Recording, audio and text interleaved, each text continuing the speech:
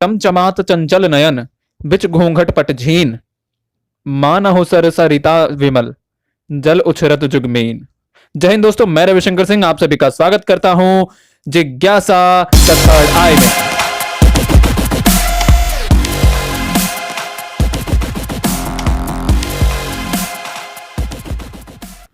कवि जिस समाज में रहता है अपने काव्य का विषय उन्हीं के बीच में से चुनता है। बिहारी जिस समय कविता लिख रहे थे उस समय श्रृंगारिक रचनाओं का बोलबाला था, जिस कारण बिहारी की रचनाओं में श्रृंगारिक वर्णन आना स्वाभाविक है। बिहारी ने श्रृंगार के साथ साथ नीति, भक्ति, प्रकृति, समाज आदि का वर्णन भी किया है। बिहारी के कुछ दोहे जो हमारे सिलेबस का हिस्सा है उनकी व्याख्या देख ली जाए कि पहला दोहा है, मेरी भव बाधा हरो राधा नागरी सोई, जातन की झाई परे श्याम हरित दुति होई। ये दोहा काफी कुछ स्तुति गायन जैसा लगता है, जिसे मंगलाचरण भी कह सकते हैं, और बहुत सारे विद्वानों ने इसे मंगलाचरण ही माना भी है। इस दोहे में कवि परंपरा के अनुसार अपनी रचना को निर्विघ्न समाप्त करने के लिए राधा जी की स्तुति करते हुए कहता है कि जिस राधा के शरीर की परछाई पड़ते ही श्याम रंग वाले श्री कृष्ण प्रसन्न हो जाते हैं, वही चतुर राधा मेरे सांसारिक दुखों का हरण करेंगी। अगला दोहा, जब जब वे सुधि कीजिए तब तब सब सुधि जाहे, आंखिनु आंखी लगी रहें आंखें लागति नाहे। इस दोहे में विहरणी नायिका की दशा का वर्णन करते हुए बिहारी बताते हैं कि वह सखी से कह रही है कि जब जब मैं अपने प्रियतम का स्मरण करती हूं तब तब मेरी सारी चेतनाएं चली जाती हैं, अर्थात मैं चेतना शून्य हो जाती हूं। मैं उनकी आंखों में अपनी आंखें लगाए रखती हूं, जिस कारण मुझे नींद नहीं आती, अर्थात नायिका अपने नायक के विरह में तड़पती रहती है। तीसरा दोहा, मकराकृति गोपाल के सोहत कुंडल कान, धरियो मनो हियधर समरू ड्योढ़ी लसत निशान। इस दोहे में नायिका की सखी नायिका से नायक कृष्ण के कुंडलों की शोभा का वर्णन करते हुए कहती है कि हे सखी, कृष्ण के कानों में मछली के आकार वाली कुंडल सुशोभित है, जो ऐसे प्रतीत होते हैं मानो उनके हृदय रूपी देश को कामदेव ने जीत लिया हो, इसलिए उनकी ध्वजा ड्योढ़ी पर फहरा रही है। चौथा दोहा, घाम घरिक निवारिये कलित ललित अलिपुंज, जमुना तीर रतमाल तरु मिलत मालती कुंज। इस दोहे में वे बताते हैं कि स्वयं दूतिका नायिका अपने वाक चातुर्य द्वारा नायक को रमणों युक्त स्थान बताते हुए वह ठहरने को कहती है।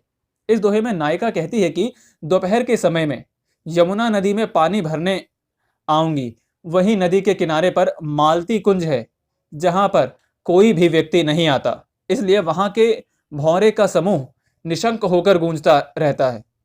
हमारे लिए वही स्थान उपयुक्त है, तुम वहां पहुंचो, मैं शीघ्र ही वहां पहुंच जाऊंगी। पांचवा दोहा, उन हर की हंसी कै इते इन सौंपी मुस्काई, नैन मिले मन मिली गए दो मिलबत गाए। इस दोहे में बिहारी ने नायक नायिका के सहज आकर्षण का हृदयग्राही चित्र उपस्थित किया है। नायक वन में गाय चराने जाता है, उसी समय नायिका भी गाय चराने जाती है और अपनी गायों को नायक के गायों के साथ मिलाने लगती है, तो नायक उन्हें अलग कर देता है, किंतु नायिका पुनः हंसकर अपनी गायों को नायक के गायों के साथ मिला देती है। जैसे ही दोनों के गाय मिलते हैं, वैसे ही नायक और नायिका के नेत्र और मन परस्पर मिल जाते हैं। अगला दोहा, जटिल नीलमणि जगमगती, सींक सुहाई नाक, मनो अली चंपक कली बसियु, रसुलेतु निशांक। इस दोहे में कवि नायिका की नासिका तथा उस पर लगी हुई सींक की अपूर्व शोभा का वर्णन करते हुए कहता है कि उसके नाक में नीलम जड़ी हुई सींक ऐसे जगमगा रही है मानो भ्रमर चंपे की कली पर बिना किसी परेशानी के बैठकर उसका रसपान कर रहा हो। अगला दोहा, मिली चंदन बेदी रही, गोरे मुंह न लखाए, ज्यो ज्यो मद लाली चढ़े, त्यों त्यों उघरते जाए।